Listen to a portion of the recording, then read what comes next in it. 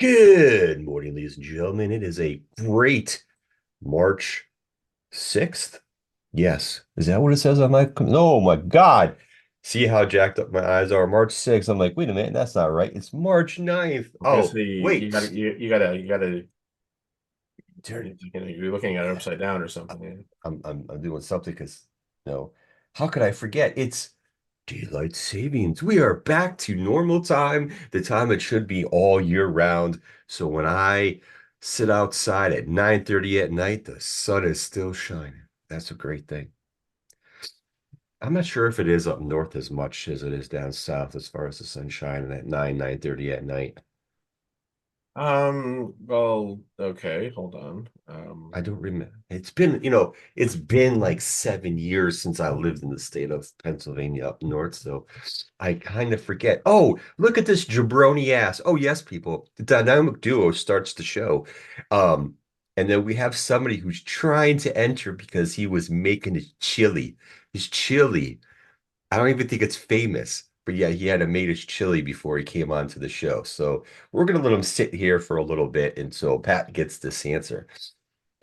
He's probably gonna start text messaging us soon. He's like, I'm trying to get in, jabronis, I but he's think gonna have to wait. Yeah, that's what we're gonna do this morning. Go ahead, Pat. well, I think if I'm reading this right on my weather app, sunset up here now is 7:01 p.m. That's what time it is tonight because we're still in winter and everything. I think like August isn't it August is like the one of the days in August is like the longest day of the year or Well, whatever. well, no, I thought the longest day of the year was always the summer solstice, so it's in June. Oh, is it June? Okay, whatever. I don't Yeah, remember all that I'm shit. I'm pretty sure. Well, I mean, I can check that too, but I'm pretty sure that's is. This is what happens when we punish the third member of our trios championship team. You know, they gotta wait. The longest day of the year by daylight, known as the summer solstice, occurs around June 20th or 21st. This year, this year it's the 20th. 20th. Yeah, I just like having sunshine all as long as possible. It's great. It's great. I like it. I do too. That's why it's like, yeah, Just the sun will rise later now, but it'll still be up by the time I have to like start driving to go to work and everything. So no well, biggie. here's the deal And and, too. and the other thing too is like driving home recently, the position of the sun relative to like where I am, because I drive home east, so the sun's behind me, Yes. but it's starting to set, and at the time of day it was and everything, it gets very blinding in your rear view mirrors, and there's nothing you can do about that. You can't put up the thing in your car to block No. to block it. But now it's like it'll be up higher in the sky, so I won't have to deal with that anymore. So it's like that's why I was looking forward to daylight savings much more than anything else at this point. You know what? It makes no sense too. Like, they all talk about, saving energy, this, that, and the next thing. All the studies they've done, it really doesn't do much of anything for that. And then they talk about the kids, which I think is a bunch of bullshit because when I wake up in the morning at 5:30 to get Nico up for school, he's walking to the bus stop and it's pitch black out. So, it's like they're watching and they're walking out to the bus stop like it's midnight outside. And Yeah, that's I not did dude, that. I there's mean, what's the sense? Like I hate when they're like, oh, it's better for the kids. No, it's not. No, yeah, no, there was so it means when I nothing. when I was in high school, Maybe elementary kids, but yeah, when I was in high school, my bus stop was a quarter mile down the road from my house. So freshman year, I never really had to take the bus because my sister was driving and I would always go with her every morning. Sophomore year, yeah, I had to walk down to the bus every year. Junior year, I started driving, but then when I got in my second car accident, I didn't drive the rest of the year. So again, had to walk down to the bus every freaking day. And then senior year, I drove. But it's like, yeah, so for 2 years, I was walking down there like, the dark morning, every day. And guess what? I'm still here. yeah, it's just some of the stuff though that talk about, it's better for the kids. Like, no, no. I, Like, I I think that look, I'm not trying to downplay the concept of like, child safety or anything, but I think it's one of those things that people panic about without there being a lot of evidence Yeah. supporting that things happen. Yeah.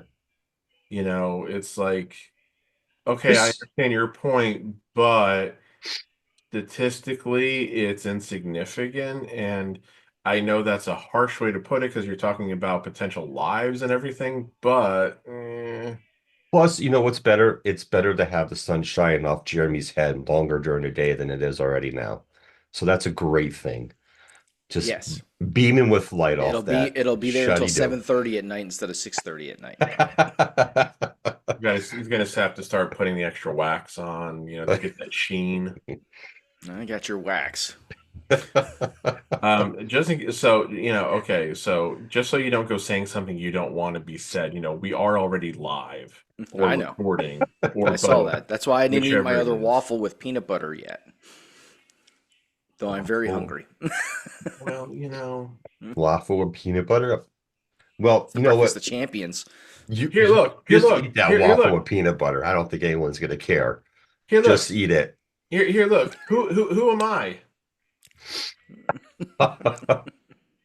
Or, of course, I could do it this way. Do you get goosebumps when you come onto the show? I swear to God, I see Do him you do got the that goosebumps? Oh, I yeah. swear to God, I see him do that one more time. I am going to wish death upon him. It is the stupidest thing ever. I mean, I get it, but I Or feel like it's why are you kind of making fun? Why are you making fun of The Rock? He can't help that he's 50 years old, 50 plus years old, and going senile already. When Cornette and Lash were reviewing Elimination Chamber on their most recent podcast episode, and they were talking about the possibility of Rock ever doing a match again or everything, and Lash just went, "I don't think Rock can bend over and touch his toes anymore." God, yeah, I don't think he could. I really don't. I mean, yeah, that's another reason why that whole storyline is bothering me still as of right now is that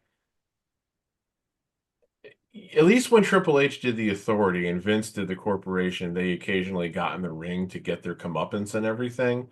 It's very, very, very unlikely, based on what he's even said himself, that Rock is going to be getting in the ring to do anything other than maybe just like take a move or something, or but he's not going to work a match, which is also probably for the best because I don't think he can anymore. But Well, we again, saw wrestle his match at WrestleMania, and all he did was punches, and I well, think he yeah, did that's hit a just it, people's elbow, Yeah, punches in so a people's elbow, like, and yeah, it's because he'll just come out there with his belt and start whipping people, and yeah. Pretty And much. literally, the my best excuse for that is because he's still trying to be Hollywood. He can't risk actually getting injured by well, doing yeah, anything yeah. extensive, like, Yeah, which, because there's insurance concerns always with Hollywood movies, and so yeah, they're going to be like, yeah, you're not getting in the wrestling ring to do something physical and jeopardizing this movie shoot. yeah. So since you brought up wrestling and you brought up The Rock. Oh, he started early. He started early. God damn it. Here we goes. So Dun, there dun, was a dun, dun, dun, discussion dun. going on in our chat. We had but so everybody's allowed to have their own opinion about who you like, who you don't like, what you think is good, what you don't think is good, what you think could be better. And I don't, there's people out there that don't like CM Punk. There's people out there that don't like Sir. But listen, if I like a certain wrestler, I don't care what your opinion is. That doesn't make me dumb, stupid, ignorant, a sheep, or anything else like that. I just like that wrestler. I don't have to give you a valid reason why. If I like a wrestler, I like a wrestler. If you don't like him, fine. But that doesn't make me something else, something negative or derogatory just because I don't like that wrestler. And I'm really getting sick of the wrestling world acting like that.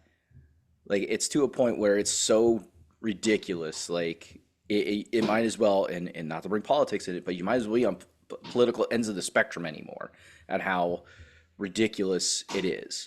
And we have people that we know that are personally like that, and it's just freaking annoying. Well, it's That's yeah, my piece. everything is just so tribal about that now. I mean, again, we've talked about this politics, wrestling, various sports, various Tribalism is rampant in wrestling now. yeah, various like pop culture things like Star Wars, I pointed out many times. And again, that's been one of the downsides of the internet and social media is that everybody's out there with their opinions and everything, and that's fine, obviously. Um, but because we're not talking to real people, we're just talking to characters on a keyboard or on a computer screen and everything. People don't treat other people as people. I ran into that last week when people were jumping on me for saying that I didn't like the Cena heel turn. It's kind of unnecessary, and again, it's dehumanizing and everything. But it's like there was a line from a John Denver song that said, who's to say you have to lose for someone else to win? Yeah. I mean, look, that's like a lot of aspects of life, but it's like some people can't resist being called like losers or thinking they're losing side. It's like, look, dude, come on, what the fuck? What are we And, really talking about here? and the other thing too is that a lot of people on social media will post something on purpose. They are trying to troll you and get you to click it and get you to start into a argument with the masses. Yeah. That's the other problem. It's you got to know. Clickbait. Yeah, it Hmm. is clickbait. And you gotta when you read something, you really have to like I'll read it a couple times, like, okay, this guy really or girl is really trying to just post this to troll and trying to get people to like get into a social media war or a comments war about whatever they posted. That's the gist of it. So I read a lot of it. I very, very rarely comment on anything. Um, there's a couple times where people I know are trying to troll on social media, and I'm like, yeah, good troll, try another one. Or I'll just make something simple like that. I'm not trying to troll back, but just like, this is stupid, dude. Like this is horrible. You can tell you're trolling. It's just the tribalism is rampant, and you just have it really is a AEW versus WWE thing. Um, and it's gotten to that point for various reasons, unfortunately. Um, so, I mean, it's the times we're in. I just feel that too, I've talked to other people um, down here that I just know that watch wrestling, coworkers and stuff like that. And usually they're all even keel, but I have come across some that do prefer one over the other, and they've kind of fallen victim to the tribalism and whatnot. So it's kind of like AEW versus WWE, Democrat versus Republican. This is like the times we are in with professional wrestling. It's just very it's interesting and it's sad. Um, yeah, it's unfortunate. Like I just watch wrestling. I watch you guys know, I still watch TNA on Thursdays. If I don't get a chance to watch it, I watch the replay of it or whatever. So Yeah, I'm you still watch watching. wrestling as a pure wrestling fan just for the Yeah. entertainment value of what it is and see what's good, what's not good, what guys might come to AEW as a possibility, what guys might go to WWE or who they should bring in. Yeah. And I say I, guys in a general term, not meaning either just guys, but Yeah, yeah, including the female wrestlers. and when I get a chance to, I watch WoW Wrestling too, the all-female show. There's plenty of females that are on the name brands right now that came from WoW. So, there's talent there too. There's some that I find interesting, some you could tell still need work. But I think for me too, you know, my opinion and how I look at pro wrestling has really changed over the last 10 years. I feel like I was a little bit more opinionated 10, 15 years ago, and not really taking a step back to like review the whole thing. You know what I mean? Like I was opinionated on this, and I really wasn't changing my mind. I was being like a true like general fan, really, or however you want to put it. But just listening to podcasts from ex-pro wrestlers, and things of that nature, and listening to other wrestling shows with former wrestlers on there. They kind of like really, when they started opening the curtain from the back and how things really work. You always heard about the politics, but sometimes I think the politicking was a little bit overblown to a certain extent at a certain time. So, just listening to them talk about how things really work in the back behind Gorilla in the locker room, it's like, okay, and then like the aspect of when the wrestlers like break down the psychology is like, yeah, people were pissed off when we did this. This is why we did it. And they break it down and they tell you, it's like, oh shit, okay, that makes sense. This is why you guys did this in this tag match, or this ladder match, so on and so on. So it just makes me kind of like, I just try to watch wrestling for what it is. If I like the match, I do. I'm not trying to be overcritical on stuff, because at the end of the day, you got to think about it. These guys are doing this live. You know what I mean? They only have one take. So it's not like it's someone who goes offsides on a football game. Oh, it's a penalty. Let's go a couple yards back and redo the play. You know, mistakes are going to happen. It's live. It's just you try to be as perfect as you can to be, not have any mistakes. And there's mistakes that happen and we don't even realize it. So I just have a different perspective on it. Um, just based off Yeah. what people, the podcasts and shows that I watch, because those ex-wrestlers did it for a living. None of us did it for a living. We had a small taste of what we did, but none of us lived it, the way they did. And the general fan doesn't has never will has and will never live it the way they have. So it's the Yeah. perspective in that aspect that I've just, you know, um come to appreciate, and I just changed the way I've looked at wrestling since then. Yeah. And you Well, said that's two why I things. don't get worked up by things. Sorry, Jeremy. That's why I don't get worked up over things like botches. Like botches or like mistakes like that are going to happen. It's like oh, guy slips when trying to go up for like a springboard move. Shit happens. There's a difference to me too between botches like that and WTF. What the hell were they doing? What was that supposed to be? Moments like the Those are whole true thing, botches to me. the thing with Thunder Rosa in the chair a couple weeks ago, or with AEW cutting to Christopher Daniels, who's supposed to be bleeding and unconscious, punching his head. Yeah, yeah, I s- yeah. Like those are the saw things. that. That was Those are the funny. things.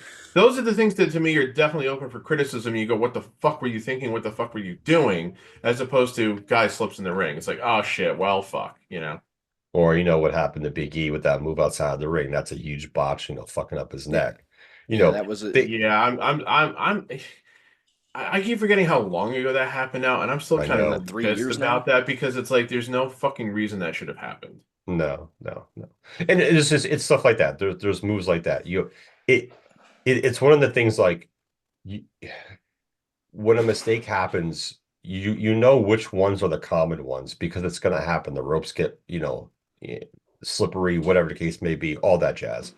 Um, but at the same time, you have to distinguish which botch or mistake really has more significance. For me, if something happens like a slippage or something like that, and they just keep going like boom, boom, boom, nothing happened, fine.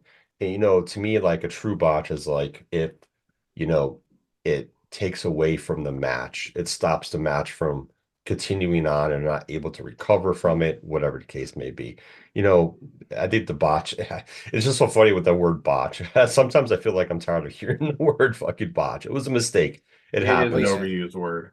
I But, there is severity levels to it, yeah, and and I it's caught gonna happen.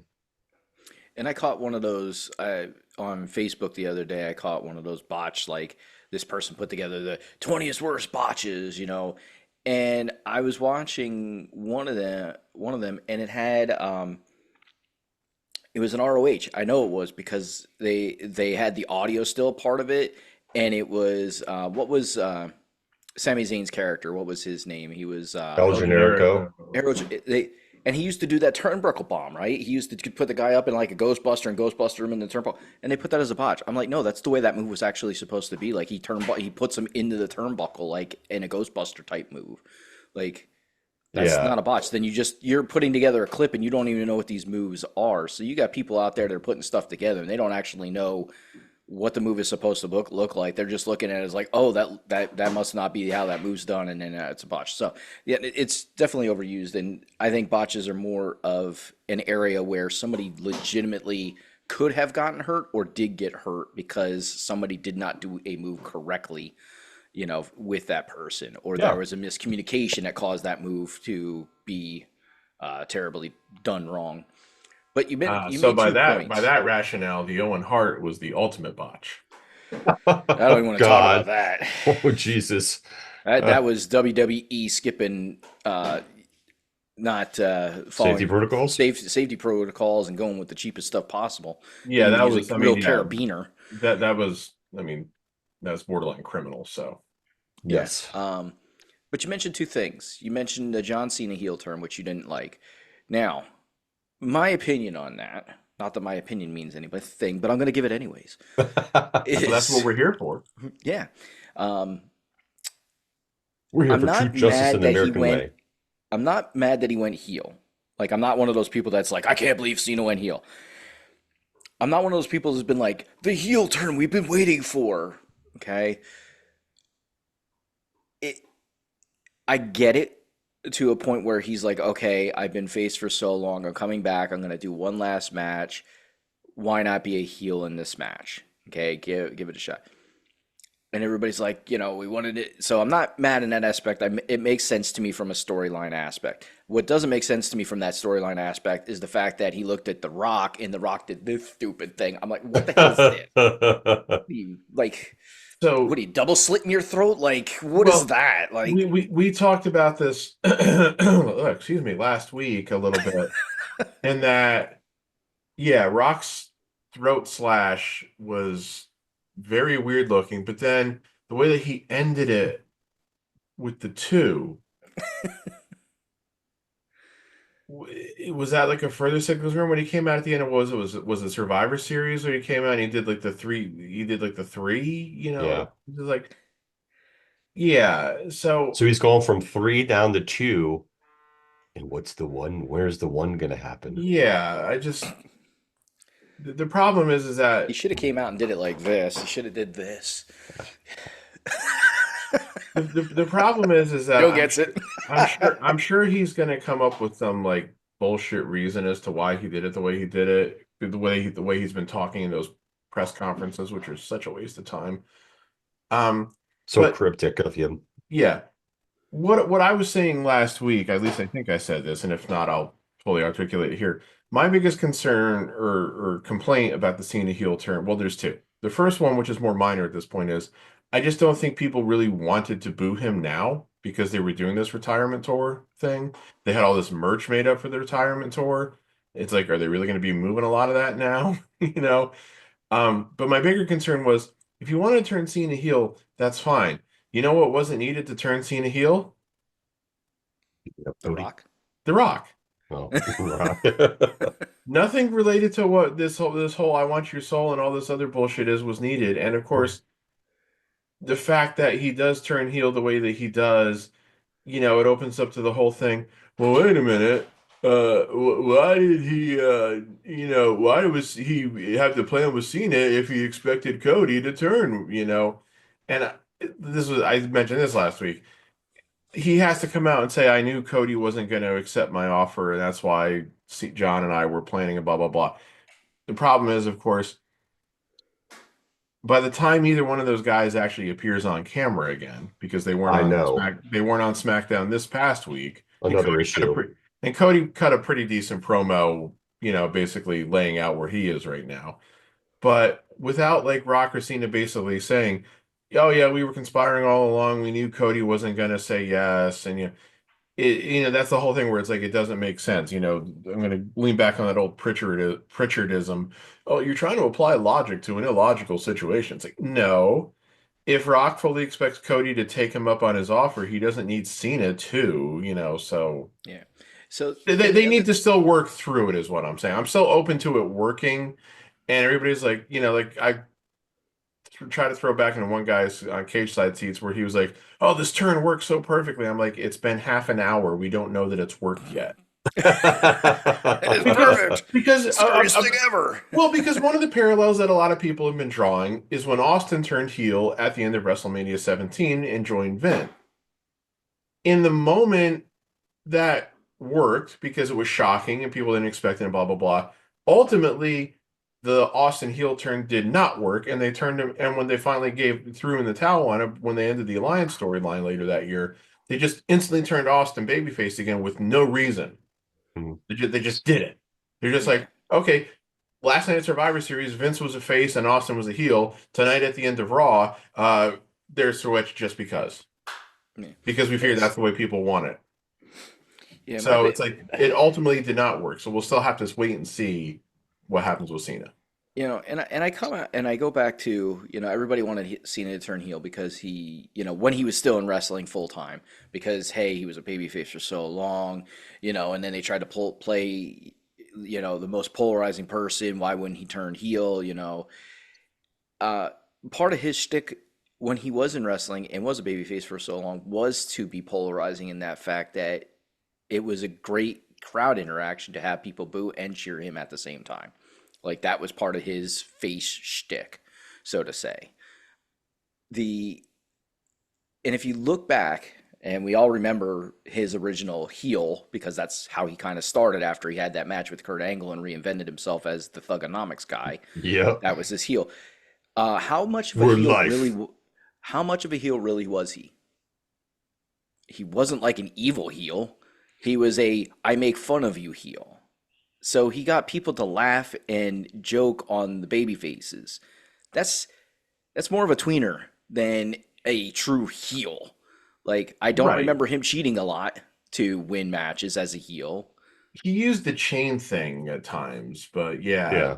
But he Right. was mostly more of a smart ass heel than like a Gunther heel or a Brock heel or a Roman heel, like an ass kicker, like no nonsense type guy. And that's Yeah. probably also why he was only really a heel in that gimmick for like about a year. And then Yeah, like he had turned face by the end of '03. right, because even that gimmick made more sense for him to be a face and make fun of the heels doing his rap sticks. So Yeah. his heel run, while very short, was not to me the pure a true definition of what I like to be a heel to be. Don't get me wrong, I like heels to make fun of the baby faces, but I also like my heels to be either super intimidating, scary a-hole heels or something that makes them like evil-ish, like Eddie Guerrero was like that. He when he had his heel runs, when he like not when he was like the lie, steal, and cheat Eddie, because that was more of a comical heel, but Yeah. like some of his early runs as heels, like those were good heel runs. And even when I'm trying to think who was another good heel that I really liked. Oh, when uh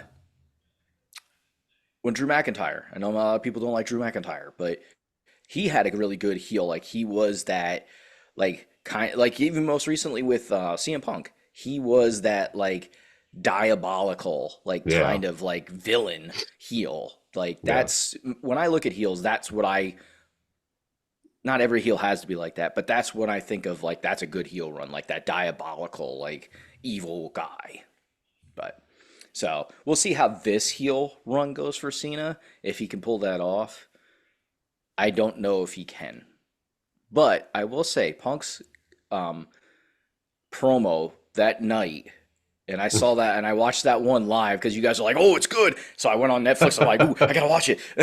So I rewound it on Netflix and went from the beginning when that started. And when he says, I'm gonna have you make a wish that you, I was like, that is awesome. Like that is the perfect promo. That is the perfect. It wasn't the perfect promo, but it was a really good promo, and he put a really great line in there that really dissed on them being these super cool, like make a wish guys, and now they're these evil heels. So I'm gonna make you wish that you didn't, you know, Yeah, blah it blah was blah. whoever scripted that line, whether it was Punk himself or whichever writer it was, it was like, it's probably one of the writers, but it's like that is like the ultimate thing because it's literally throwing Cena's legacy really back in his face. So it's like, oh, you did everything like that's where like a lot of people want to try to draw parallels between this and Hogan, and I can see where those are. Like, guy was babyface for so long, it was like the ultimate babyface.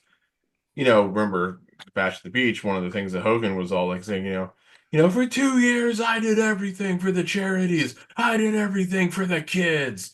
So Yeah, Yeah. but that was more like a true ultimate face to heel turn oh that yeah, we've seen. yeah, Here's my thing. Like I mean, if now we're starting to hear some rumors on, the interwebs that I guess The Rock wanted Cody to turn heel, and Cody kind of was like, I don't think I want to do that right now. So that's It when they doesn't make pivot. sense for him to turn heel now. Yeah, so I mean, then they pivoted to Cena turning heel, and he went with it. I think it is a ballsy move to have him turn heel on his retirement tour. I definitely do.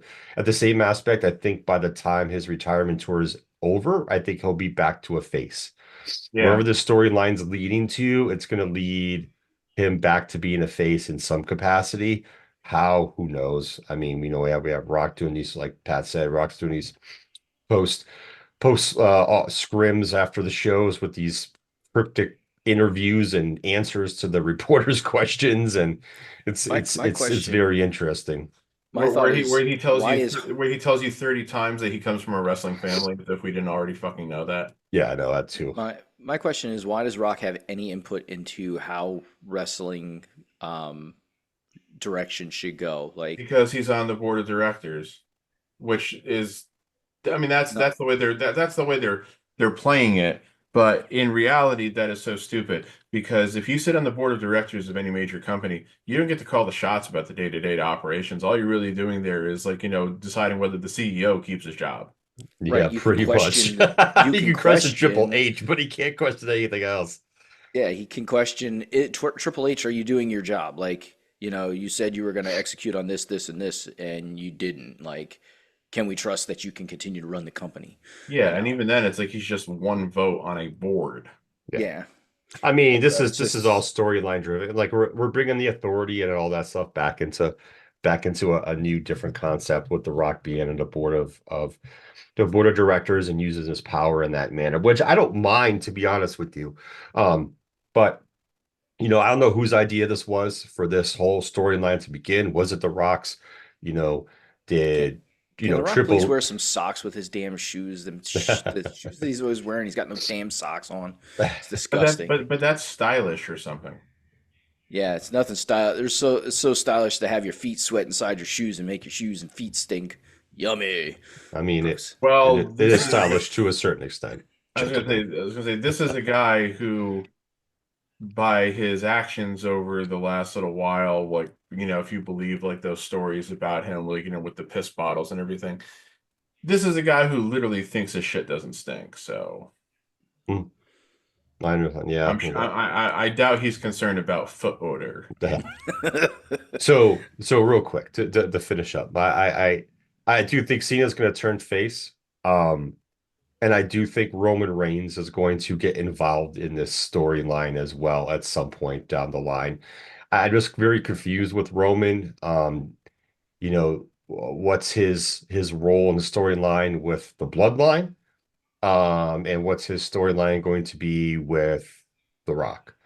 Because to be honest with you, at the end of the day, I cannot see or fathom that Roman is not going to get involved in this storyline with Rock and Cena both being heels at the same time and doing whatever they're doing here.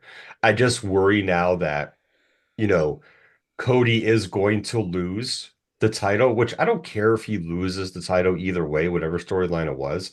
It's just like we're gonna have Cena be heel, and are we gonna let Cena, break Flair's record as a heel? Because Flair's been a heel in the majority of his life, his career as well. I mean, is that the way we're gonna do it, or is Cody actually gonna end up and win? Because now, to be honest with you, I feel like it's up in the air.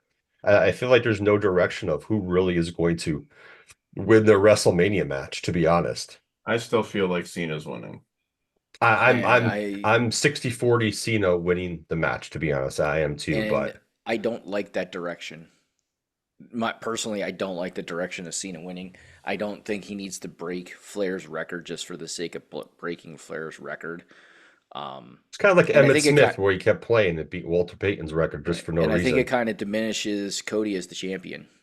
Like it takes away from Cody as the champ to lose to somebody who came back just for one last tour.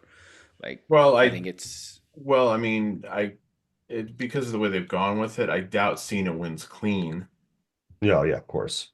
Like Rock will probably have something involved. We'll do something to make sure that Cena wins. Yes, yes, 100%. well, Yes. yeah. If I mean, I don't disagree with that. If Cena's gonna win, there's got to be a cheat in there. And if there's not, then it really doesn't make sense for having him to be a heel and win clean, in a And, WrestleMania match. and going back to Punk's promo, that was probably one of his. I would say that's one of his top three promos he's done since he's come back to WWE. Like that was just, it was just him walking out there in just a pissed off manner and just good storytelling. Him coming out being pissed off, getting on the mic, getting on the announce table, which was even better, and then asking who we starting with, and McAfee's like, I don't know, The Rock. Like McAfee just throws The Rock under the bus. I'm like, he's like, all right, Dwayne. He goes like in on Dwayne. Listen, I've read posts online and there's things that Punk has said in that promo where people were like calling him out fraud. He was a fraud, and stuff like that about leaving just in WWE, having his issues in AEW, then coming back to WWE. Listen, I get it to a certain extent, but at the end of the day, please remember, pro wrestling is not a normal 9 to 5 job. Like these guys are doing a lot to be entertainers for us. You know what I mean? They And risk their every physical health. yes, and no matter if it's now or 15 years ago, and listen, we all know from former wrestlers on how things were with Vince at that time, how things were backstage. If you were one of the top guys and in favor, you were good. Even if you were a top guy and you knew who the top guy was that Vince liked, and you knew who the top guys were that Vince really didn't care for, that other people liked them, and that's why they were there, so on and so on. There was a lot of dynamics that went around when Vince was in the company. Did he make it successful? Absolutely. But you know what? There's also people who didn't get their fair shake that technically should have because they busted their ass. And, everyone, there's people who have taken their ball going home for specific reasons. And to be honest with you, when you look back at them and you look at the reasons why, I think for the most part, they're all pretty much valid. So if you like it, if you're fine with it, fine. If you're not, fine. But it's not like, they get paid way more than we do.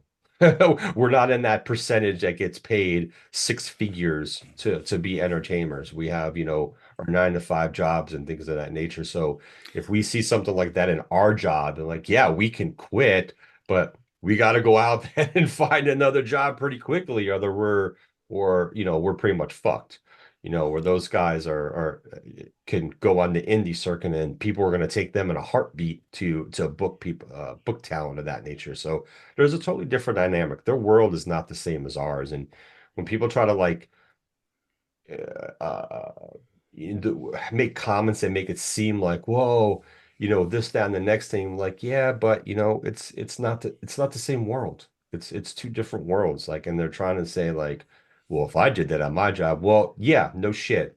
But they can do it. We can't. It's totally different Yeah, they're dynamic. contracted. They have outs in their contract. Um, There's a lot of nuances to it. And just people yeah, people forget about that shit. yeah. So, and it's interesting. Like, if I'm trying to remember the Punk reason, he didn't leave with the belt, right? He wasn't the champion at the time. He had dropped the belt, right?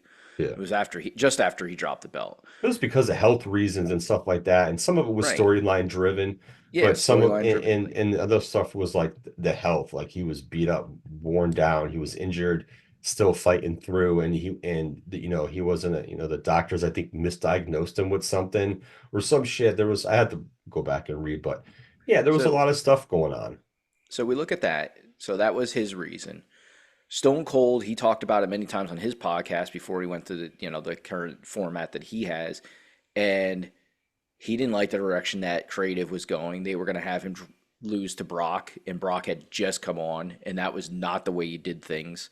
You know, when he was coming up, you didn't No story, no have a build up. baby face. You didn't have a green guy beat a seasoned veteran. Like they had to do, work through, and they were going a different way. They were just going to push Brock, and he's like, "No, I'm not going to do that. Like I'm not going to lay down for a guy that's green like that." Do it And the right way. yeah, and he admits it, like it didn't hurt his career, but he's reflected back on it, he's like, I would handle it differently now, like Yeah. in regards to just going home. You have sausage. You have sausage. You have Sasha, Hope she likes um, sausage. No. who wasn't hers and Naomi, wasn't it because of the COVID thing? Like, wasn't her big thing was because of how they wanted to handle COVID during that time? Or um, I feel no, like it was something. it was it had to do with the direction of the tag belts. Um, because remember Sasha, the first time Sasha took time off is she asked, I think it was where she asked for her release. Yeah, she asked for her release because that's when her and Bailey dropped the belts to the Iconics at WrestleMania. And that was like the shock. That was the WrestleMania we were at. So that Yeah, was kind of like, they were supposedly crying on the locker room floor afterwards. yeah. So it was storyline because what was supposed to happen, since they were the inaugural women's tag champs, they were supposed to have like a 6, 7, 8 month run with those belts to establish those belts.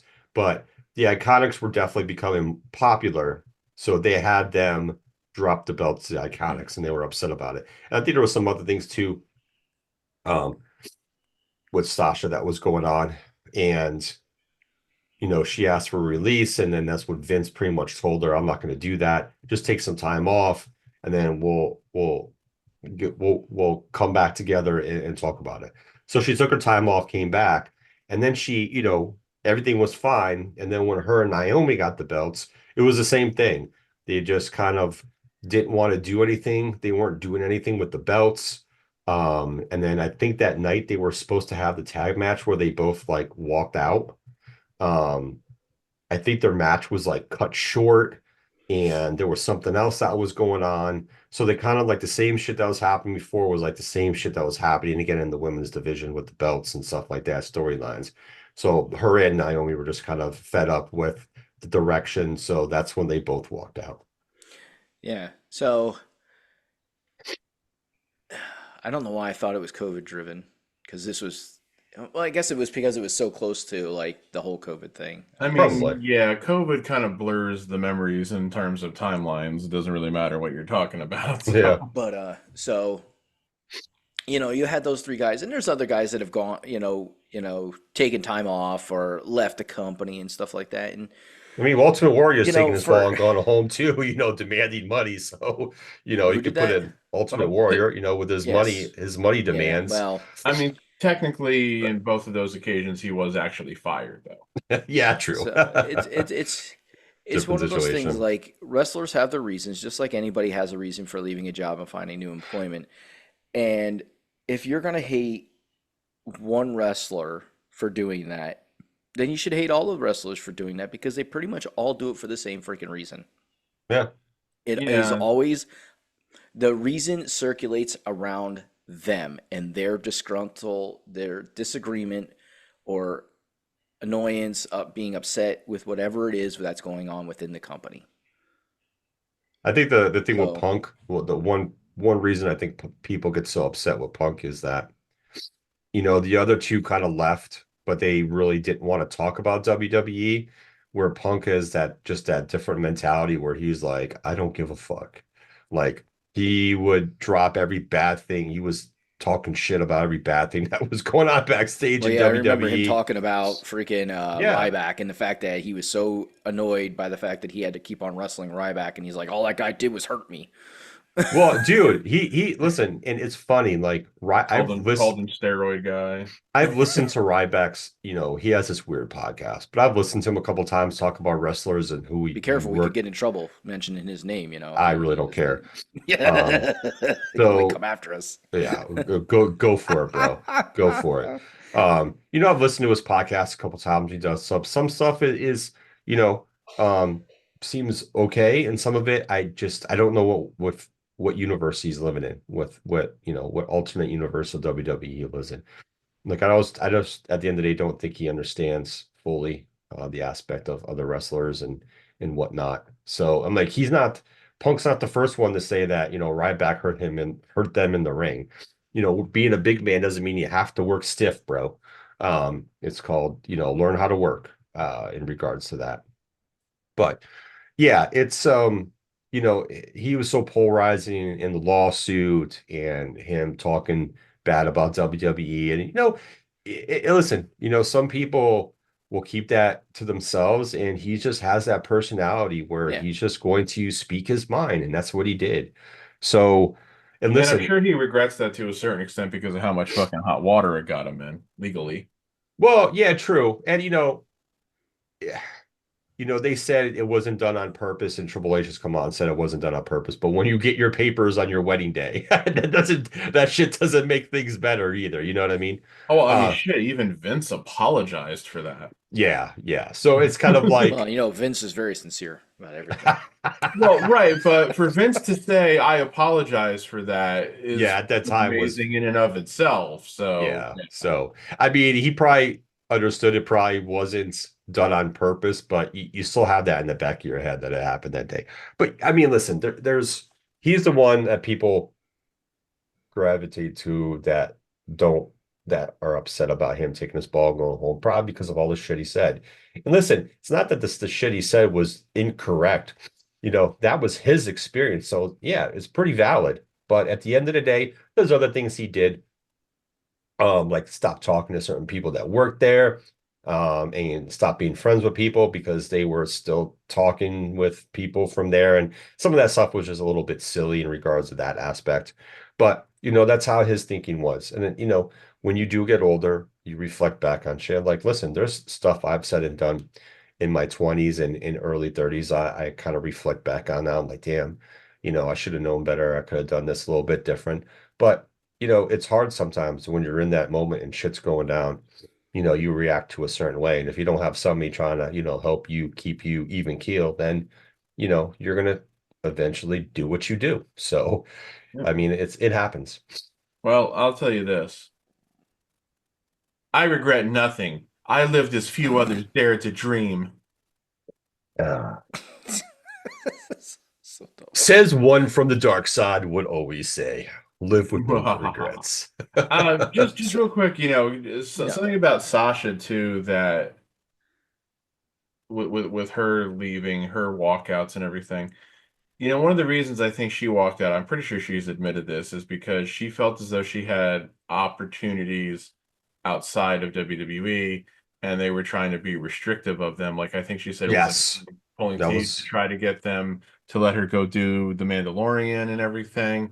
And look, I get that. I mean, having the opportunity to be in a Star Wars series is a big deal. yeah, Even, if it's just like, kind of a smaller supporting role and everything.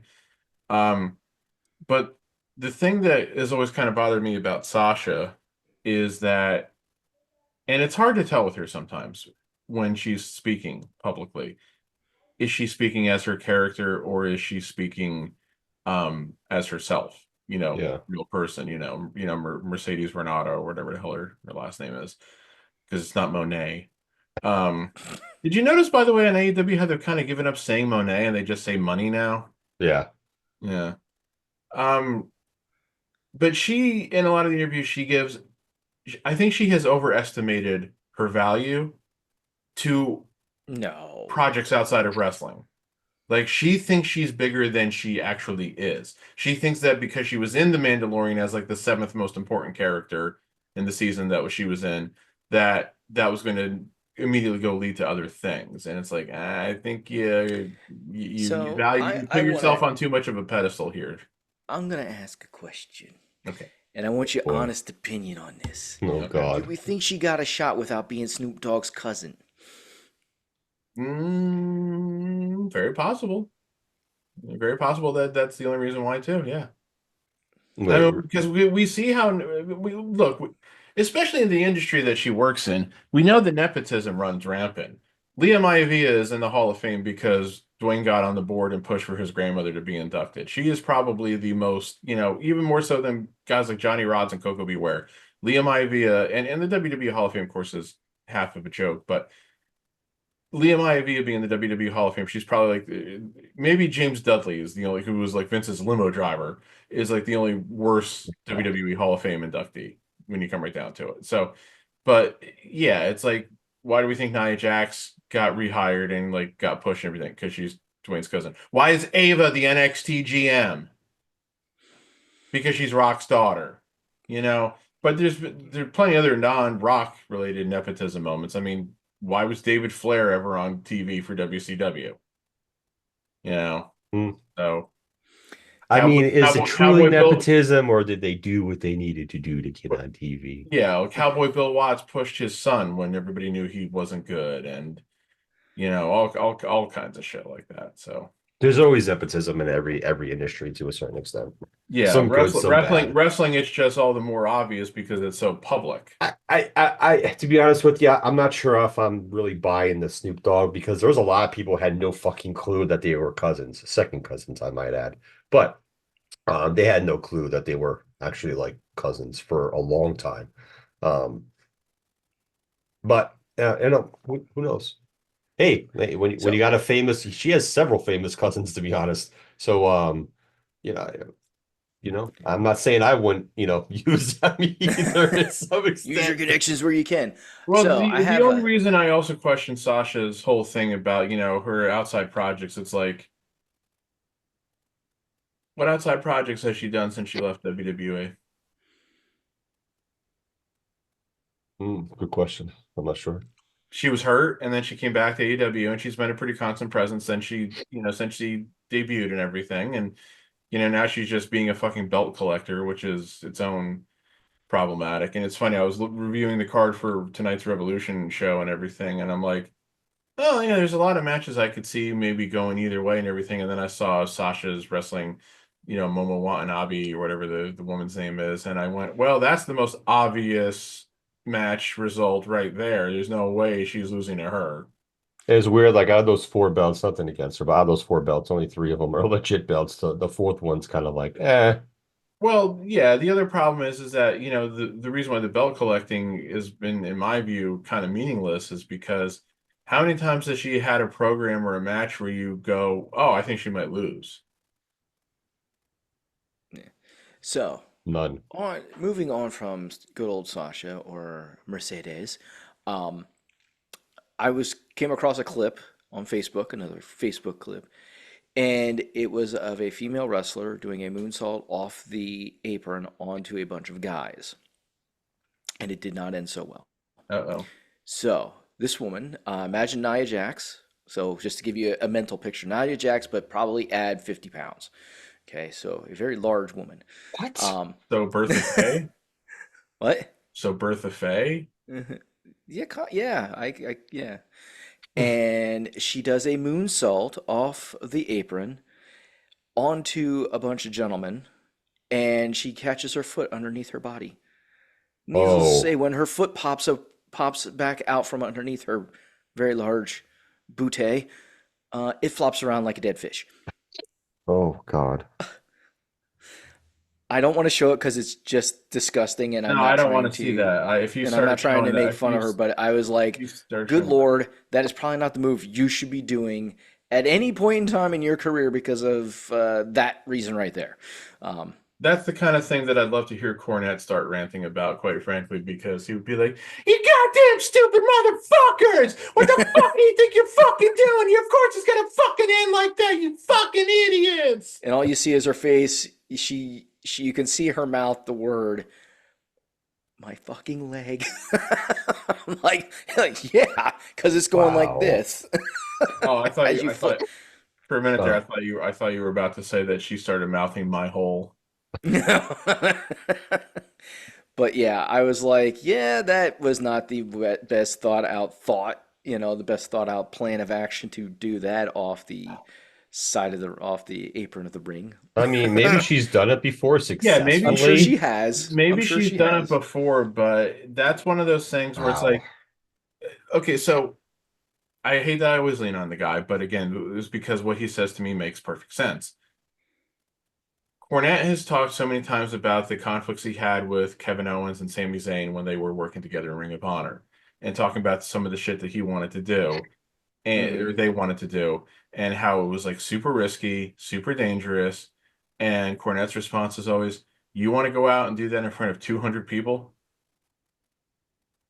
And at that time, that's what those guys wanted to do to make a name for themselves. It was all Yeah, about making a name. right. And Cornette was basically saying like, And they could say to make him, a be name for like, your look at me make now.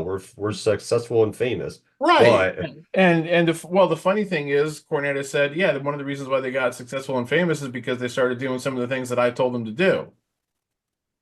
yeah, Like he said, "Hey, Owens, you need to lose a few pounds, and Sammy, you should talk." So, because he was the silent luchador and everything, but yeah, uh, you can't do that for he was long. just basically saying that he was looking at it from the aspect of risk reward. It's like, how much of a reward are you going to get for executing this versus what's the potential for fuck ups and like serious injury and everything if you fuck it up. So that's where he's coming from, and that makes a lot of sense. That's why WWE, even though he had done it in Ohio Valley and everything, WWE didn't have Brock Lesnar try the fucking shooting star until WrestleMania. Yeah. And then when he fucked it up, they said, "You're never doing it again." Nothing like a forehead crash. But again, if he had hit it properly, imagine that would still be like the most talked about WrestleMania moment ever in positive terms. Yeah, I think Kurt Angle was a little too far out too on that move. Well, that was the thing. I Yes. remember when we were watching that live, or I was watching that live because I wasn't watching Yeah, that it with was over halfway across everybody. the ring. I was like, I'm sorry, I bought that on pay-per-view and was watching it with my dad. I was like, oh, he's gonna do it. And my dad's like, what's he gonna do? He's like, remember that move that Kidman used to do?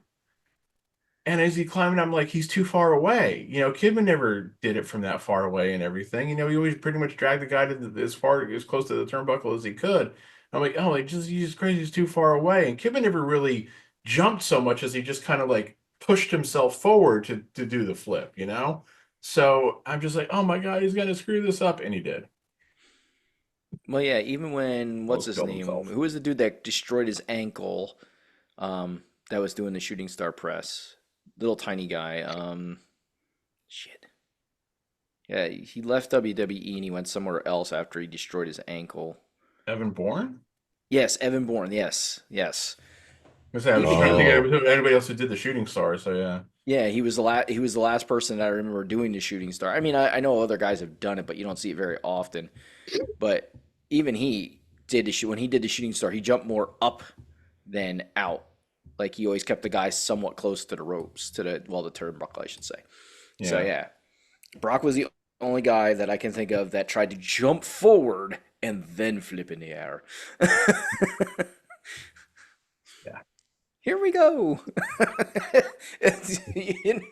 you know, I was just thinking about that would be awesome to have somebody do that video, like find that snippet of him doing it, and then play the Mario "Here We Go" as he jumps off the ropes. Here we We go. go. And then like oh, that's hilarious. and then when he lands on his head, you hear like the like "Mamma Mia" or "Whoa" or whatever effect. That'd Awesome. be great, actually. That's funny.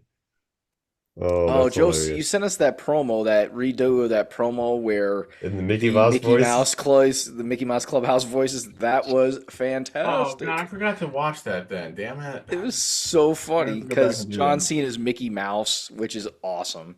My And who my was ex Goofy? Goofy's voice was I can't was remember Cody. the was Cody, yeah.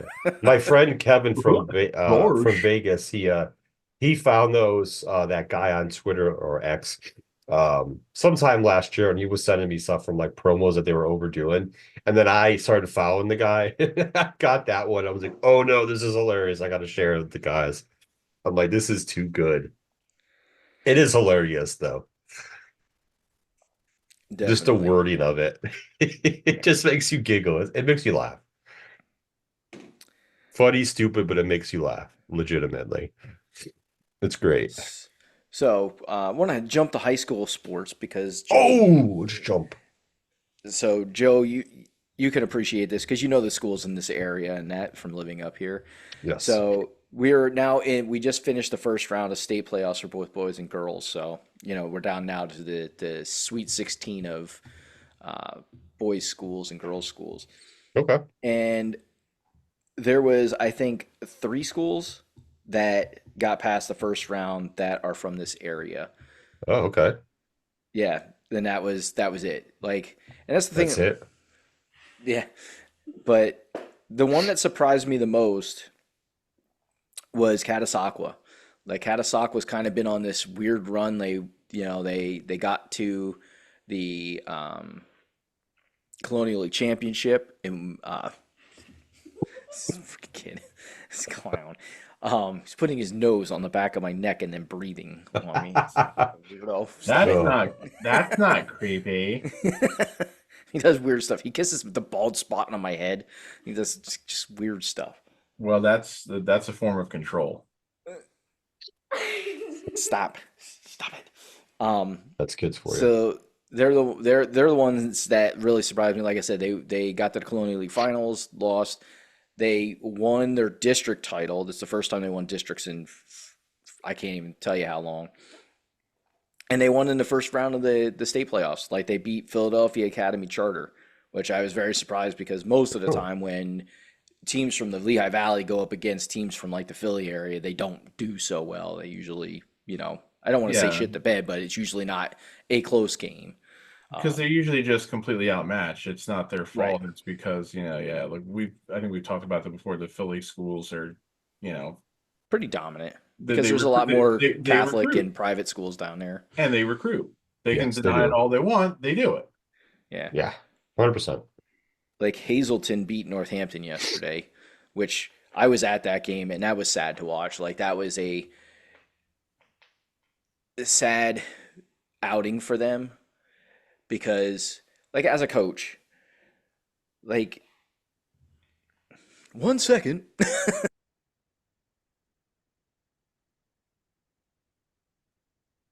He's gonna whoop the butt soon. Don't make me get my build out. Get off the shed. um as a coach, just looking from a coach, and I'm critiquing the coach, but not in a bad way. Just giving my what I would have probably done differently. Gotcha. He never changed his defense.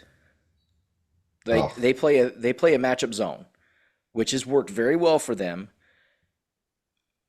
but they never changed it. Like he never went out of it, even though they were scoring on them. They never went out of it, which I thought was crazy. Like you've got, in my personal opinion, as a coach, even if something's working, sometimes if they get a couple scores or go on a quick run, you got to change your defense up just to give them a different look, throw them off their patterns. That sports of any type, yeah, you do. competitive sport, it's a chess match. You've got to figure out, what's going to work, what's not going to work, and that was started to not work. So change it up. Yeah. He the Hazleton never changed their defense. They stayed in the zone.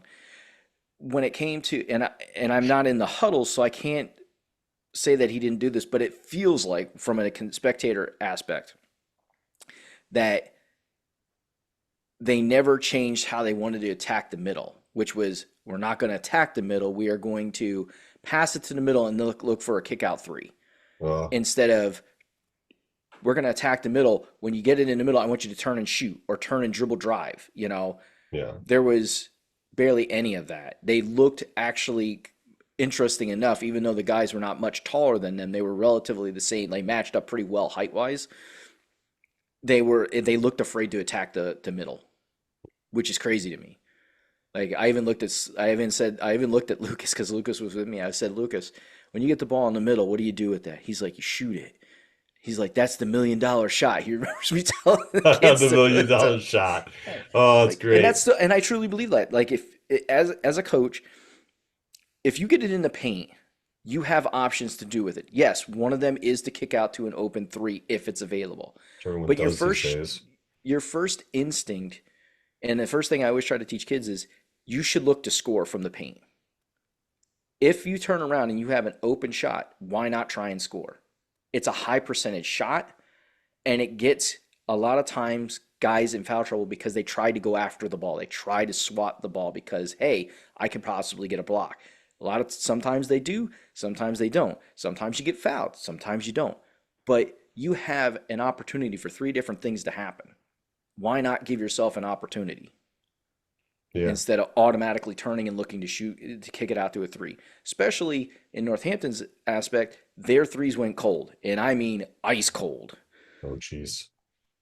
So they went on it. They started off with a 12-0 run, and then after that, they didn't hit a shot in the first quarter. Like they literally started off with four threes, and then went ice cold. Like couldn't hit another shot, and they ended up losing that quarter 15-12. And then they never won. They didn't win a single quarter of that game, which was crazy. Yeah. I was like, damn. Yeah, you gotta start pushing it down low to get some inside. You gotta do something. You gotta change it up. You gotta like Yeah, they switch only it made up two to 2-pointers. Lucas was just telling me. He's like, they made two 2-pointers. The one kid tried to do a floater. He left it short of the rim. He was literally 5 feet from the rim and threw up a floater, and it didn't even hit the rim. I was like, holy monkey balls. guys. So yeah, and I mean that was the only game that I saw, but I imagine I don't want to say imagine, but I wonder like Allen lost to Coatesville, and yeah, that's the other games from Lehigh Valley. Parkland won. They beat Downingtown West. I expected them to win. But yeah, so it was interesting to watch that and see how there was no change, at least from a defensive perspective, and from an offensive perspective, it didn't look like they changed their game plan. They were dead set on we're gonna shoot the three ball and that's all we're gonna do. Like I said, that's what it looked like. I don't imagine that's what he told the kids. I'm sure he probably told his kids, hey, we need to start working into the middle. We need to start taking shots in the middle, give ourselves a chance to get them in foul trouble. At least I hope that's what he was telling them. Maybe not. Like I said, not in those huddles. I just know keep the course. Some coaches like to keep the course. Yeah. And if he's one of those guys, good and bad on that, stick to your game plan, good, but you also got to be willing to adjust, in my personal opinion. Yeah, you do. But the good thing about that school is they did win the EPC title for the first time since 1973. So that was a big plus on their program. No, good. Absolutely. Yeah, definitely good for them. Because it usually runs through Parkland. At least recently it has. So. Indeed. So I told my son, I said, hopefully, this is where Dad, I'm hoping to be able to watch you play here one day, as he continues to, he's only in second grade, so we got a lot of time left before he gets there, but it goes fast. My middle daughter's going to be in high school next year. Good Lord. Oof, does scary. go fast. So yeah, that was high school basketball yesterday. It was interesting. So that's all for high school sports. Moving on. Gotta check up those threes no matter what, man. Oh, let's try to emulate the NBA more and more. It's all good. That's what we do these days. My son just asked me, he's like, I wonder, he said, if they took that many threes all the time, I wonder how they got as far as they did. Well, obviously they didn't. I've seen a couple of their games, and they also got up and down the floor very fast, and they got a lot of fast break points, which they did not do yesterday, which was very interesting. They did not get up and down the floor as fast as they normally did. Probably didn't have the opportunities to do so either, based on how they were playing. Not as many, no. Not as many, but there was some opportunities there. Definitely some opportunities which they did not take advantage of like they normally would. Interesting. Oof. All right. Yes. In the NBA, yes. The high school, the interesting thing about high school sports, as I watch it and get to know the kids that are playing in high school sports, coaches, us as coaches, definitely allow our kids more freedom to shoot the three ball. Definitely. Now, I will say this in my defense. I give green lights to guys who I know can consistently make threes. Yeah. The other guys who want to shoot threes, I'm like, you can get a green light, but I need to see you make 5 in a row. If you can't make 5 in a row, you don't get a green light to shoot threes. They're like, what if I'm super wide open? If you're super wide open and we're up by a bunch, you can take a three. You got the green light at that time. I'm not worried about you taking a three if we're up by 15, and you got a wide open three. Fine, no problem. Yeah, So, that's a little bit different. so yes, guys do get green lights from me, but I am very selective about it and who gets the green light. And it's got to be definitely the guys that I know are consistent shooters. It's not just everybody on the team. And I feel like certain teams I've watched this year, everybody has the green light, and it's like, no, not everybody should be shooting a three. One guy's shooting 1 for 8, the other one's shooting 4 for 6. Yeah, okay. Why did this guy take 8 shots? We went, my Do I wife have and a I, we green went, light? my wife and I went out for an early dinner. And when I say early, we were at the place by 5 o'clock. I don't eat dinner that early usually, but I did yesterday because eating like a we senior were on a time citizen, crunch. But there was ACC tournament going on, the SEC tournament was going on, they were, they're, as guys know, they're, the basketball conference tournaments are going on. And Arizona, who the hell was Arizona playing yesterday? Shit, I can't think of who they were playing. Florida State? Are they playing Florida State? Arizona and Florida No. State? No. No. Damn They pull it I up. can't think of who they're playing. You said yesterday, right? Yeah. Some are doing their conference tournaments. Some don't start till this week. Yeah, like the men's, a bunch of tournaments haven't started yet. The Oh, women, Arizona played women- Kansas yesterday. Okay, so it wasn't them then. Okay, it wasn't that game. It was Florida State, whoever Florida State played. For men. Yeah. They were playing SMU. Okay. Yes. So we were catching in Arizona, and the reason I mixed it up is because Arizona and Kansas was on too, because they had multiple screens with different games on. Ah, gotcha. I can't remember if it was the Florida State guy or if it was the SMU. I think it was Florida State. And this is everybody shoots threes. Hmm. They had their 5 out in the corner, and he just throws up a 3 and drains it. I was like, that guy would not be taking a 3 on my team. No way. I mean, granted, he made it, so good, but no way. Not happening. It'd be like that moment in Major League where Wesley Snipes' character catches the ball, does the basket catch or whatever, and he comes back to the dugout and the manager's like, "Great catch, Hayes. Don't ever fucking do it again." Yes. It's yeah. Dude, college isn't as bad with the threes, but you can tell some teams are. You feel like sometimes I feel like I'm watching an NBA team with some of the colleges. But yeah, I've seen a couple Florida State games. That's not the first time that guy sat in the corner and taken a 3. I was like, and he's not he's not just tall, he's also big. He's a big stat, he's wide shouldered, Yeah. and I'm like, damn, that is a big dude shooting threes. He is a big stocky SOB. That is 100% sure. So I was just like, this is crazy. Like I said, it's one of those things you don't see it as much in college ball, but you do happen to see it occasionally where certain teams, every guy's got a green light to be able to shoot from 3.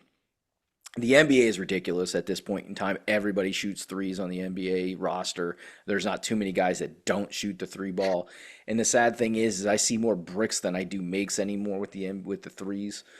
Yeah. Especially from certain players. It's got to the point where they have to. I know they think it makes the game more exciting, all the threes and the high scoring and stuff like that. And really, the scoring hasn't gotten that much higher than back in the 90s. Like, it's not really a big difference, maybe a couple points here or there. Um, but they really, like, the mid-range game, in my personal opinion, needs to come back into play because some of these guys that are trying to shoot all these damn threes really would do benefit from having a mid-range game. That Yeah. 15 to 12-foot spot, in the floor. Yeah, and But that's it's just my opinion. like I brought it up before in the past. Like you watch the Knicks versus the Sixers, or you watch the Bulls versus the fucking Heat, or you watch Sacramento against Portland. All those three games will all look the same.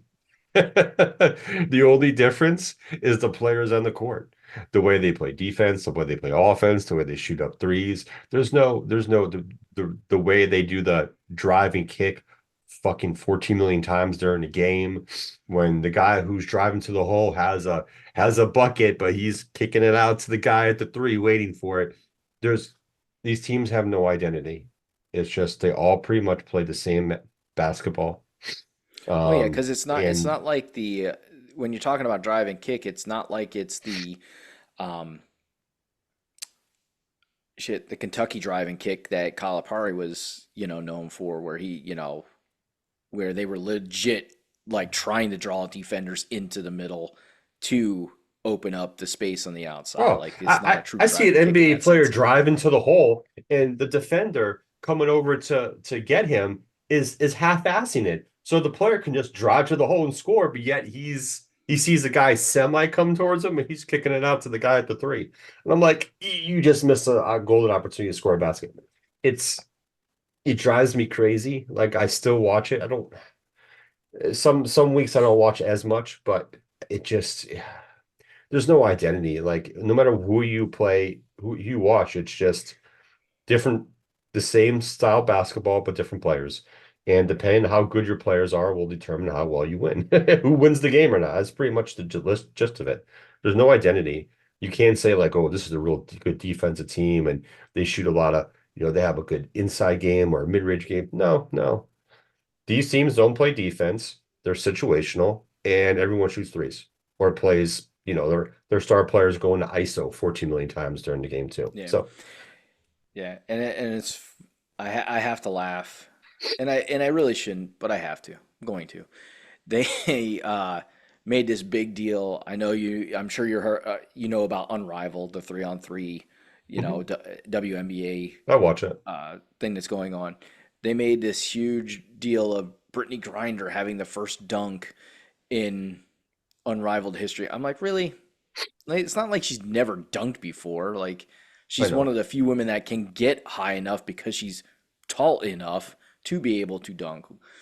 But it's like, really, this is what we're putting her on a pedestal for dunking when we already know that she can. Like, it's goofy as all hell to me. Like, to do that. I will say that I like the fact that the women have an alternative to just a 5-on-5 normal basketball game. I like the fact that Yeah. they're using a short court um, I think to be it's able to play fun. three I, on. I I like watching it. I have fun watching it. Yeah, I haven't watched any games because I don't know where to catch them. Like, I find I see a lot of clips, like, and I'll watch the clips. You can Some of find them out are making fun of Angel Reese. Some of them are like legit clips showing the game. Um, you could I go on take enjoyment Max. in both. Yeah, and see, my daughter has, but for some reason Max logs you out all the time. Like, and I'm like, okay, so I can't watch anything. Interesting. I don't know why. And I think it's because she doesn't ever go on it. Like, she has the Max subscription because she got it with her phone, but she never uses it. Like, she never goes on it for anything. So I'm like, okay, I got logged out again, sweet. But because I think you have to log in from the main account every so often. But regardless, Gotcha. but regardless, I enjoy seeing the clips both making fun of Angel Reese and the ones that are highlighting the actual play of the game. Um, what makes which what angers me about it is the people that go after Angel Reese. Like, why you got to go after her? Like, she's the villain on purpose. Like, if you guys haven't figured that out, she's trying to play the villain, like make people hate me. That's the way people are going to keep their eyes on me. And embraced that role, even though she's tried to come out and like have those tearful interviews where she's like, I don't want people, it's so much pressure. Like, you're inviting that pressure. Don't try and play the victim now. You've invited the pressure onto yourself. You've put your eyes on, you've had people look at you in that light on purpose. Like, we know it's purposeful. Relax. It's okay. Like, the people that actually know basketball are the ones that are enjoying your play. And yes, we will critique your play and say, oh my God, how do you miss a layup like that when you're wide open and you throw an underhand shot that looks like you got an arm that doesn't work? Like, Some of it just I feel like some of this lazy stuff. A little bit lazy and unorthodox. Not yes. what's the word? Doesn't have good form in regards to what Yeah, she's she trying looks. to do at There are times. times, and she's not the only one, but she's the one that just because she gets highlighted so much, it comes to the Yeah. forefront. She looks uncoordinated at times, and it's like there's no way she's Yeah. that uncoordinated. You don't make it to college, and you don't make it to a professional league being uncoordinated like that. But why does she Yeah. look like that? Is it laziness? Is it trying to look fancy, but she looks not fancy doing it? Like, I don't know. I Yeah. can't figure it out. Definitely agree. Definitely agree. So yeah, it's just like I said, I've watched multiple games on Rival. It's fun. The ladies are into it. They want to win. So it's really good. I think they only have a couple games left until like the playoff starts to determine the champion. But listen, it is a good alternative for them. They got it in a network, which is great. They have people supporting it, so that's another great thing. So yeah, I mean, kudos to them. So that's just something else that they're going to do. And I like the fact that because it kind of helps too, because 3v3 is also become very popular in the Summer Olympics, Hmm. men's and women's now. So, that just kind of helps build that aspect of getting eyes on a 3v3 for when summertime comes. And, we have a U.S. women's team and a U.S. men's team, going out there trying to get Olympic gold. So, Hmm. kudos to them. It's a positive for that aspect. Indeed. Indeed.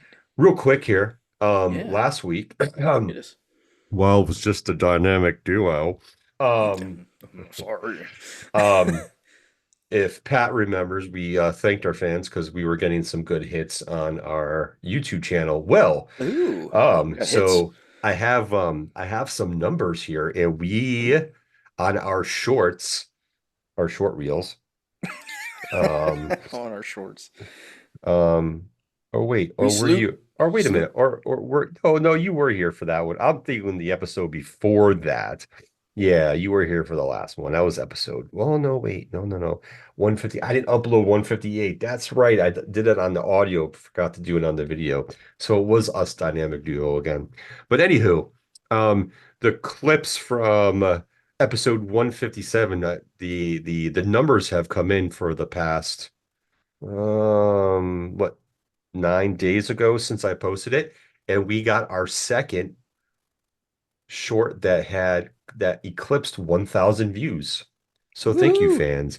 So the four that I posted, the two with the hockey stuff, PK Supan, one of them got 512 views. The other one is the one that got over 1,000 views. And then we got the Bong Cloud chess move, got 456 views for that one. And then My Name Is Not McNutty got 553 views. Yes, let's rock and roll with that, guys. I'm digging it. I'm digging it. I did Nice. take all four of those clips, and I'm trying. So for a social media platform, X is kind of one that I'm not really have been a big fan of these days, Yes. unfortunately. So I Do you have a problem did. with Elon Musk? Are you an Elon Musk hater? No, it has nothing to do with that. I am. I'm just goofing around. I I mean, know, Pat, you are. yeah, I mean, no, you're asking that one. Hey, Elon, how'd that rocket launch go? Horrible. Let's see here. Yeah, we're gonna get to Mars if you're in charge. You fucking idiot. All right now.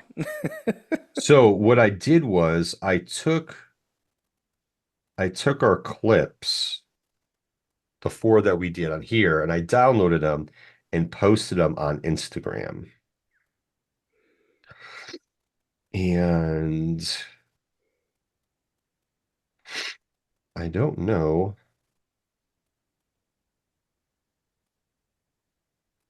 Trying to see.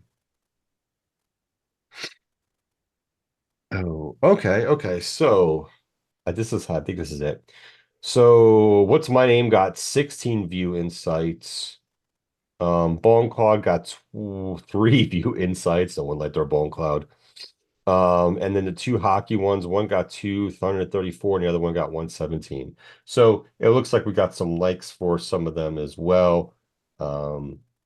So yeah, I'm just trying to get the the other platform um going with that. So what I'm gonna do with like the short reels is start kind of like downloading them and posting them to our Instagram account to try to get more views in that aspect as well. X, we'll see. X is kind of funny with certain things. I feel like the algorithm's a little bit off with that. So thank you, fans, for coming in, clicking the views. We got another 1K plus view on our YouTube channel, and let's see if we can raise the numbers on Instagram. That would be awesome. So thank you, thank you. I will be posting episode 158 later today, and then I'll definitely make sure I post this one by Wednesday or Thursday. So, we're not too far behind. So by the time you see this, fans, it'll be many days later when he says that. So it'll already be up. This one will probably already be up too. Hopefully no later than the 12th. Only 3 days later, but um, oh, I want to bring this up to kind of maybe Uh-oh. close the show. What did I do? Um, Pat, you saw the second Joker movie, correct? I don't know if I want to admit that. Jeremy, did you see either one of the Joker movies? I have not, and I want to see the first one. I've heard very, very bad things about the second one. It's more like a musical than it is a movie. Well, Um, it is a musical. The problem is it isn't much of a movie. I watched the second one last night. Okay. Did your ears bleed? The singing was fine. I mean, Lady Gaga's in it. She sings fine. But the premise of that story and what they were trying to accomplish absolutely made zero fucking sense to me. The only thing that made sense to me was the psychopath that was in the jail was the true Joker. Like that guy should have been like could have been a Joker in a Joker movie. Um, I don't get it. Not and this has nothing to do against the actor. The actors did a great job of playing their roles. I have no issues with that. None. It's the story. Like the first one is interesting. Okay, it's a different take. This has nothing to do with canon or comic books. It's just a different like Elseworlds type of take or a what if take on the Joker. But then the second one comes along and it just I just don't get it. I just it makes zero sense. I don't know what they were trying to accomplish. And Yeah. not to be a spoiler alert, Jeremy, but like at the end of the movie, there's the guy caught my eye, and I'm like, there's something about this dude that he's gonna play a role in this movie. There's a guy that the Joker's in jail with, and he has this psychopath look on his face like he's crazy. At the end of the movie, the guy has a knife and he sits there in the corner as they're doing the it's Joker and this guy, right, on the camera. Where they're focused on the Joker, this guy's in the background. He's laughing more like the Joker should laugh. And he takes the knife and he cuts his face like the Joker, like and stuff like that. So And it's like, I love people online saying, "Oh, that's supposed to be the Heath Ledger Joker from the Dark." No, it's fucking not. no, it's No. not. I hate when people do that stuff. But there was a point in time I'm like, is this movie ending soon? Like I had to press the button to see how much more time we had. And I'm like, because I just don't get this. It's a story about fantasy. I don't even know. I'm guessing what the story's about. It just literally whatever they were trying to do did not work. And I just don't make another one. And it has nothing to do with the actors, but I don't want to see this writer make a fucking third one. No, I don't think they are. I mean, I don't remember if I mentioned it at all, but the really, and I got into a debate with one friend of mine who I used to work with at T-Mobile.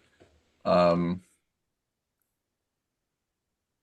oh, I guess Miles Garrett's not getting traded now. What Got a Okay, is breaking, that a segue? I got a breaking news. I got a breaking news alert saying he agrees on record contract that averages 40 million per year and includes 123 and a half guaranteed. what a joke. Well, that's really funny because I was just reading a story the other day. It also said that he asked to meet with the Browns owner and the Browns owner refused. Yeah, meet with the GM. Okay, anyway. But no, the biggest problem with the Joker sequel is that it's retelling the plot of the first movie within the frame of his trial and with like in like a musical way. And it's like the musical part didn't like bother me. It's like I'm not mad that they did the It's not musical. a true It's just musical, that Jeremy. It's not in yeah. that manner. But it's just like to me, like it just wasn't interesting the way that they No. did it and everything. But again, the fact that there's really literally no story to it other than he's on trial for what he did in the first movie, and we just remind you of everything that happened in the first movie. The whole thing was just like to me just a colossal waste of time and effort. So Yeah, and him meeting Harley Quinn. and yeah, here's the other thing too. I don't think much of Lady Gaga as an actress. I didn't think much of her from In A Star Is Born. I didn't think much of her in House of Gucci, where she was clearly trying but not really succeeding. I just don't think she's really a capable enough actress. So again, I was highly suspect of her being cast in the first place, and my thoughts about that were more or less confirmed when I saw the finished product. So Yeah, for me, I didn't have an issue with the actors. I did the story was just zero, none. It made no sense. And like he has a cult following, great. I, there, there's just things that so many things that just make zero sense in that movie. Yeah. So yes, that is a one and done for me. I will never watch that movie ever fucking again. Unfortunately, no bueno for this guy. So I want to None. leave it on this note. For the first time ever, and you guys will probably be like for the chastising me, first I actually watched Hoosiers. I had never watched that movie before. Always wanted to, but I never got around to watching it. So I finally watched it on Prime. Yeah, it was on Prime. So I was like, ooh, I found it. I can watch it for free, and I'm going to watch it. So I finally watched Hoosiers, and I thoroughly enjoyed it. I remember Bill Simmons years ago It's a good movie. writing about how that movie is unintentionally racist. Unintentionally racist. Well, because it's a team of underdog white kids that beat a team of black kids in the final. Well, let me refresh anybody's memory who hasn't seen that movie. It wasn't an entire team of black kids. Right, but like They were, the it was star a players mix. were, There yeah. was some black kids, some white kids. I found it very interesting that the coach and the assistant coach were both black because I'm like 1951 high school in Indiana. Yeah, I mean Indiana was Would there have been like historically was there possibly? I don't know. I feel I'm like not a that hundred yeah, timeline, I'm like I'm not 100% sure. I'd have to really look. But I mean like Could be possible though. Indiana's yeah, very much so. for as much as my dad has always called them Confederacy North. Um that school in Hoosiers that they beat at the end is, I believe, it's supposed to be from South Bend, where Notre Dame is. So it may have been possible there as opposed to say like Southern Indiana, but Yeah. um, Like I said, historically it might be accurate, but you know, it doesn't matter to me. But to say well, it's that's the thing. unintentionally It is racist, right. Well, again, that was Bill Simmons, and I was just like, I'm like, okay, I kind of see where you're coming from, but I think you're also trying stretching. to ascribe something to it, which doesn't need to be, and certainly wasn't the intention of the filmmakers because it is loosely based on true events and everything. So, Hmm. it's Yes. it's like Come on now, and ultimately, that's one where it's like where it's just a movie. And again, I don't think anybody who ever watched that, was ever looking at it as, oh, the Great White Hope defeating, Yeah, and any of the the fight African scenes don't American team. involve are not in the final game. They're all before that against the other completely white schools. Right, So, Yeah. exactly. And that's the thing too. It's like I don't even think you ever see any African Americans in the movie in terms of like their other opponents until that championship game and everything. So it's yeah. like, yeah, it wasn't. Yeah. It was just again that this was an underdog team and everything. It was like what it was. There was like 7 or 8 kids on the team in total. So that was the other thing too. They were just they were small and everything. And but the movie, of course, is obviously driven by Gene Hackman and what a sad end to his life there, as we've found out with the news that's come out about how he died and how his wife died and everything. Um, but yeah, it's like but it is still one of those movies that you can always put on and will make you feel pretty good and everything. So My wife was astonished. She's like, "You never saw that movie?" I was like, "You did?" She's like, "Yeah, that was a movie my dad watched all the time." Cool. Oh, hey guys, we actually had a comment on one of our PK Soupan posts. Superman. Yeah. So, What? Oh, sorry. um, Supers. Sorry, I just wanted to make fun of Taz. I guess this is from Minnesota native A AWF side MPLS. Okay, I apologize for name here. And he got 2 likes on it too. Um, yeah, hold on. We're waiting with bated breath. Adam Silver is the worst commissioner in sports right now and might be the worst ever. He keeps focusing on those dollars, but I keep saying this is an American league.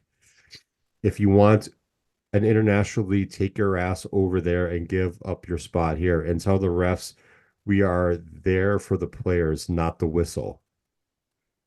Hmm.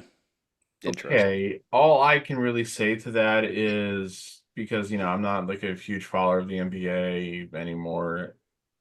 The first part of what he said there about all he does is follow the dollars. I hate to tell you all this, but ultimately the role of a sports commissioner, doesn't matter what league, is to make sure the league is making money. Because if Yes. the league isn't making money, his employers, the owners, who are only interested in making money, will get rid of him. Yeah, true. Very true. I mean, that's what they have to do, focus on. I, One I of the I guess aspects, I though. don't know what all the nuances are right now of people complaining that the game's getting too international. I'm not sure if you're talking about the players It's the themselves, amount the of European style of players that have play. come So in the I'm not league. going to comment on that because I really don't know where you're coming from, There and are also people because I don't know that the arguments. are very against the amount of European players that have come into the league over the last couple years. Um, You can't put that genie I back in that bottle, though. no, and I think the international players bring a new dynamic to the game that we need to see. They bring a lot of fundamental soundness, but then eventually, like what's happened to Luca, they fall into playing the American open, ridiculous style that we've come to know and a lot of people love. So, even with them coming in, I think Luka Doncic is the only person that is still in his European way. So, all the rest of them eventually fall into the open NBA style of play. So, does it really matter that they're from Europe? No, doesn't. Yeah, 'cause I'll just say this because this applies for me much more to baseball. But anytime I hear people complain, oh, the game's gotten to this way or that way because there's like using the baseball example, there's too many Latin players in the game now. When I hear complaints like that, I tend to phase them out because it's like if you're really complaining, it's like there's too many of this type of player, then I'm gonna jump to thinking that there's a bigoted intent with that comment. Yeah, So I'm going to filter it out and everything. Like my dad complains that he doesn't really complain, but he just comments that so many Latin American players are always swinging, always like swinging at the first pitch. They'll never take a pitch and everything. But he knows the reason why, because he's like when they're playing as kids and everything, they're not going to get noticed by pro scouts who might see them or even like make like the top teams in the countries and where they come from by waiting out pitches. You know, they're going to only get there by hitting the ball. So it's Yeah. like he understands the reason why. He just wishes that some of them would acquire like the patience of Juan Soto, you know? True. All Very right. true. Well, that was a exhilarating show today. Yes, I am excited. Well, let me ask you. Let me ask just to kind of bring it back to wrestling for a second, Judge. I just want Okay. to. Yes, our CWA Trio Tag Team Championships are still safe for the time being. Thank you. No, I'm just curious as to. I mean, I'm not going to run over the whole card here and everything. I think largely it's a decent card for the AEW show tonight. I of course not going to Yes. watch it because I'm not paying money for that. But so Edge, I'm not calling him Cope, is wrestling Moxley for the AEW title. A lot of people speculate that Edge will win and Christian will then immediately cash in on him because he's got this cash in thing. So let me ask you this. What's worse, that where Christian ends up as the champion when he's been nowhere near the championship for a long time and his whole creative to me has gotten beyond stale, or Moxley keeping the title? Which is worse? Moxley keeping the title. I have no opinion on that match. Sorry. Yeah, it's to me, it's like, well, I think it's one shitty outcome against another shitty outcome. I think it's Moxley keeping the title because that storyline with that group needs to really kind of be gone. Yeah, I Be mean, gone with you. that's the thing. I was seeing some comments yesterday where it was talking about the premise of the post was, why did the Death Riders fail? And I'm like, well, they're still going, so you can't say they failed yet. Not yet. But the comments were almost evenly split between it's the worst thing ever, Moxley sucks, the rest of the group is worthless, blah blah blah, and you got to let it play out, man. And it's like, I understand people saying that. It's that the problem is it started as one thing, it's morphed into something different already, and it's taking way too long to get to wherever the fuck it's going. Yep. So, yeah. But it's funny. It's like I was thinking this morning, if John Moxley ever wanted to go back to WWE, would WWE take him back? Depends. And I'm like, they would, just to milk every last possible drop they could out of any Shield callbacks. But to me, Moxley is, first of all, I don't think Moxley wants to go back, which fine. But I just really think that there's no point in him going back. I just think he's lowered his standing so far, with doing this Nick Gage bullshit. So fuck Moxley. Anyway, all right. I'm sorry that went longer than I intended it to. So Okay. Well, with that said, in that final rant, we're going to call it a day. We want to thank you guys for watching. We really appreciate it. It's been fun. Hope you enjoyed our episode, and you tune in for the next one. And we hope, as always, you are finishing with us.